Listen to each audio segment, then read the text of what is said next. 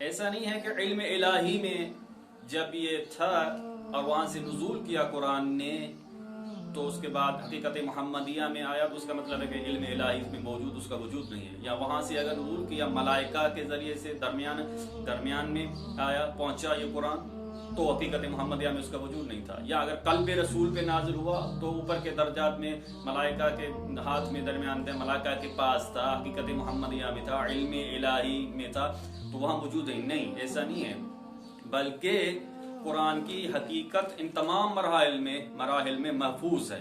لیکن یہ ہے کہ سب سے پہلے علم الہی میں جو قرآن کی حقیقت ہے وہ قوی ہے، وہ ثقیل ہے. اس کے بعد اللہ تبارک و تعالیٰ نے نازل کیا کیونکہ ہر انسان کی اس مقام تک دسترس نہیں ہے. وہ کون سا مقام ہے؟ سورہ زخرف میں اس کی طرف اشارہ ہوا، حامیم والکتاب المبین انا جعلناہ قرآنا عربیا. حامیم قسم ہے کتاب مبین کی، انا جعلناہ قرآنا، ہم نے اس کتاب کو قرآن قرار دیا. قرآن کی ایک لغوی معنی یہ بیان ہوئی کہ ما یقرأ، جس کو پڑھا جا سکے، یا مقرون، جو پڑھا جائے. یہ خود اشارہ ہے کہ قرآن کا ایک وجود یہ ہے جسے پڑھا نہیں جا سکتا، جس پہ ہر کسی کی دسترس نہیں ہے. لیکن یہ جو آپ کے سامنے ہے حروف کی شکل میں، اس کو آپ پڑھ سکتے ہیں، اس کے یہ آپ کی دسترس ہے. کیونکہ قرآن ہدایت ہے تو اللہ نے نازل کرنا شروع کیا کیونکہ ہر بشر میں یہ وسعت و قوت نہیں تھی کہ اس بلند مقام جس میں قرآن موجود ہے اس تک پہنچ سکے. تو ہم نے انا جعلناہ قرآن عربیا، ہم نے اس قرآن کو عربی لغت میں قرار دیا، لعلکم تعقلون، اس لیے تاکہ تم سمجھ سکو، تمہاری سمجھ میں آ سکے، تمہاری ہدایت کے لیے ہے.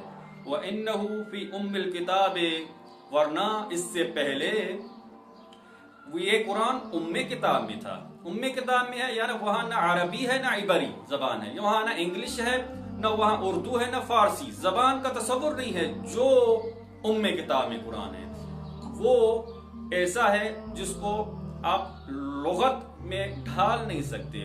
وہ بسیط وجود ہے اس میں لغت کا عمل دخل نہیں، زبان کا عمل دخل نہیں کہ کون سی زبان میں ہے. زبان کا تصور نہیں وہاں اصلاً. لدینا ہمارے پاس ہے یہ.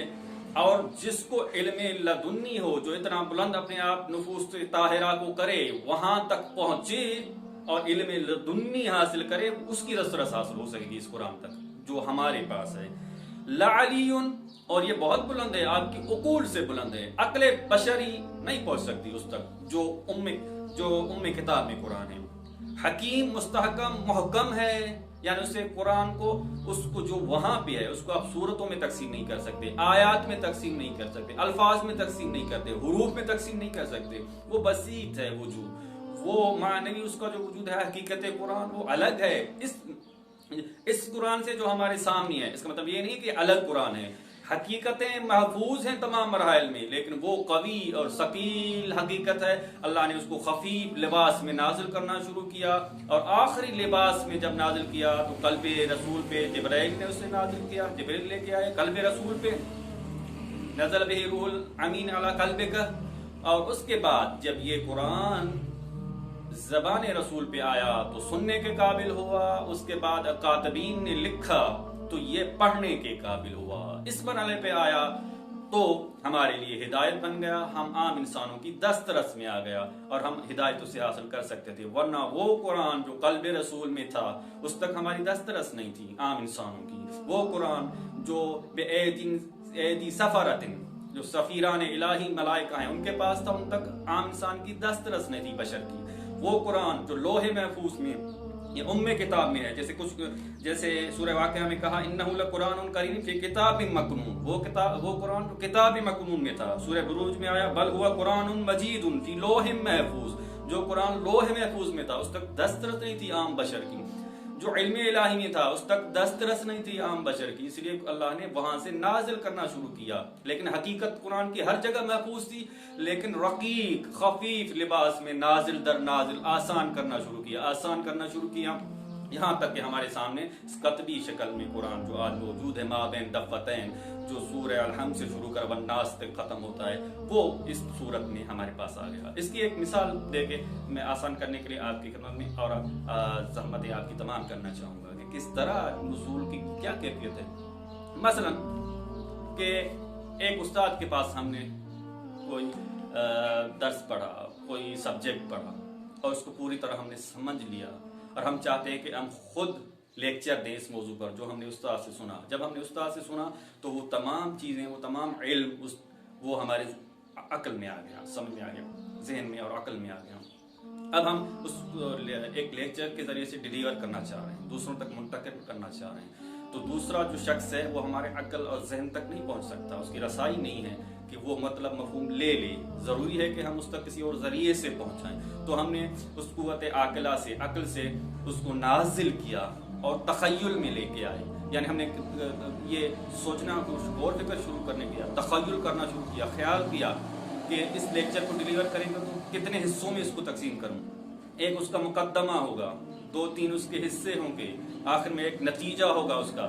اس طرح جب تخیل میں اس کو تقسیم کیا تو یہ قوت عاقلہ سے ہم نے قوت تخیل میں اس کو نازل کیا، اس تک بھی سامنے والی کی رسائی نہیں ہے ہمارے خیال تک، جب تک کہ اور کسی طریقے سے اس تک نہ پہنچے۔ پھر ہم نے زبان کے ذریعے سے یا کتاب لکھ کے اس کے پاس بھیجا، اب اس کو قابل ہو گیا، یہ مطلب کہ اب وہ اس کو سمجھ سکتا ہے، پڑھ سکتا ہے، یا اگر زبان سے ہم ڈیلیور کر رہے ہیں اس لیکچر کو، اس چیز کو بتا رہے ہیں تو اس کو بریف کر رہے ہیں، تو اب وہ پہنچ سکتا ہے، وہ سن سکتا ہے اور سمجھ سکتا ہے۔ لیکن اس سے پہلے جو ہماری قوت خیال میں جو علم تھا اس تک اس کی پہنچ نہیں تھی، جو ہمارے عقل میں تھا اس تک اس کی پہنچ نہیں تھی۔ ہم نے عقل سے نازل کیا خیال میں اور قوت خیال سے نازل کیا زبان کے ذریعے سے یا ہاتھ کے ذریعے سے لکھ کے یا زبان کے ذریعے سے بول کے، تو اس تک وہ پیغام، وہ علم پہنچ گیا۔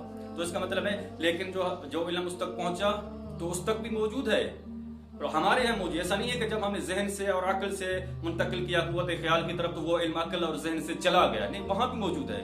ایسا نہیں ہے قوت خیال میں اس کو منتقل کیا ہم نے تو وہاں آ گیا، عقل میں نہیں رہا، نہیں، موجود ہے قوت خیال میں بھی، عقل میں بھی، لیکن وہ ایک اور شکل میں موجود ہے، اور قوت خیال میں کچھ تھوڑا سا تفصیلی اور خفیف شکل میں موجود ہے، وہ قوی شکل میں ہے، یہ قوت خیال میں خفیف شکل میں۔ اس کے بعد اور نازل کیا، زبان کے ذریعے سے ڈیلیور کیا تو اور آسان بنایا، اور اس کو نازل کیا قوت خیال سے زبان کے ذریعے سے، تاکہ وہ سامنے والا سن سکے اور سمجھ سکے، وہ مطلب علم منتقل ہو سکے اسے۔ اس کا مطلب یہ نہیں ہے کہ زبان سے ہم نے جب ڈیلیور کر دیا اس تک بات پہنچ گئی تو ہمارے عقل سے بھی نکل گئی، قوت خیال سے بھی نکل گئی، نہیں، وہاں بھی موجود ہیں، یہ بھی درجات ہیں۔ عقل سے نزول ہوا قوت خیال میں، قوت تخیل سے نزول ہوا زبان کے ذریعے سے، لیکن تینوں درجات پہ یہ موجود ہے علم۔ ایسا نہیں کہ ہاں علم چلا گیا ہم سے، ہمارے پاس بھی موجود ہے، جب ہم نے سامنے والے کو ڈیلیور کیا تو اس کے پاس بھی پہنچ گیا۔ بالکل اسی طرح قرآن جب اعلیٰ درجات میں، علم الہی میں، حقیقت محمدیہ میں، بِأَيْدِي سفرہ، ملائکہ کے پاس ہے، مختلف درمیان کئی درجات ہیں نزول کے، وہ طے کرتا ہوا، پھر قلب رسول پہ آیا، پھر زبان رسول پہ آیا، پھر کتبی شکل میں ہوا، تمام درجات میں وہی قرآن موجود ہے، لیکن شکل و صورت تھوڑا چینج ہے، وہ قوی شکل میں ہے، تھوڑا ایک رقیق اور خفیف لباس میں اللہ نے علم الہی سے اس کو نازل کیا۔ اس کا مطلب یہ نہیں کہ وہاں سے قرآن ختم ہو گیا، وہاں علم الہی میں بھی موجود ہے۔ پھر جب حقیقت محمدیہ سے نزول ہوا ملائکہ کی بِأَيْدٍ سفرہ کی طرف، تو اس کا مطلب یہ نہیں کہ حقیقت محمدیہ سے چلا گیا وہ قرآن، وہاں بھی موجود ہے۔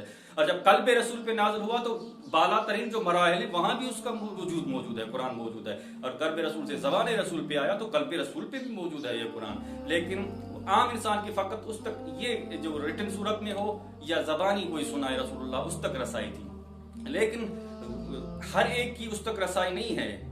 کتاب مکنون لا یمسہ الا المطہرون، سورہ واقعہ میں ہوا کہ یہ قرآن انہ لقرآن کریم فی کتاب مکنون لا یمسہ الا المطہرون، ہاں یہ کتاب مکنون میں ہے یہ قرآن، لیکن اسے کوئی مس نہیں کر سکتا، کوئی اس تک پہنچ نہیں سکتا الا المطہرون، سوائے طاہر، پاک و پاکیزہ جو ذاتیں ہیں، اشخاص ہیں ان کے، اور وہ کون ہیں؟ جس کی طرف آیت تطہیر میں اشارہ ہوا، انما یرید اللہ لیذھب عنکم الرجس اہل البیت ویطہرکم تطہیرا۔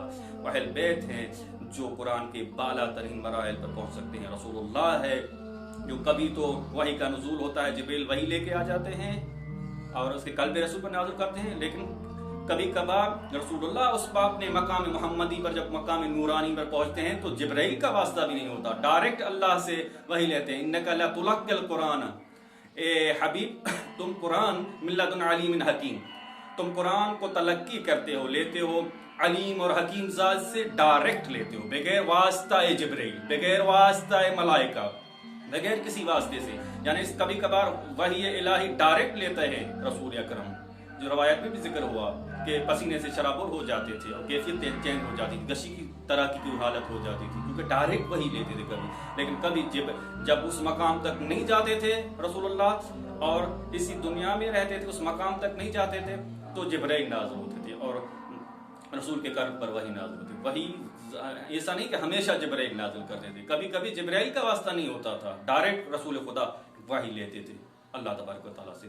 یہ حقیقت قرآن یعنی نزول قرآن کی کچھ کیفیات تھی اور کچھ تشریح تھی، کوشش کی کہ آپ کے سامنے عرض کریں. اللہ تعالیٰ سے تبارک و تعالیٰ سے دعا ہے کہ ہمیں قرآن اور اہل بیت سے تمسک کرنے کی توفیق عنایت فرمائے اور قرآن و اہل بیت کی اتباع کرنے کی توفیق عنایت فرمائے اور ماہ مبارک رمضان سے زیادہ برکات فیوزات سے استفادہ کرنے کی توفیق عنایت فرمائے. والسلام علیکم.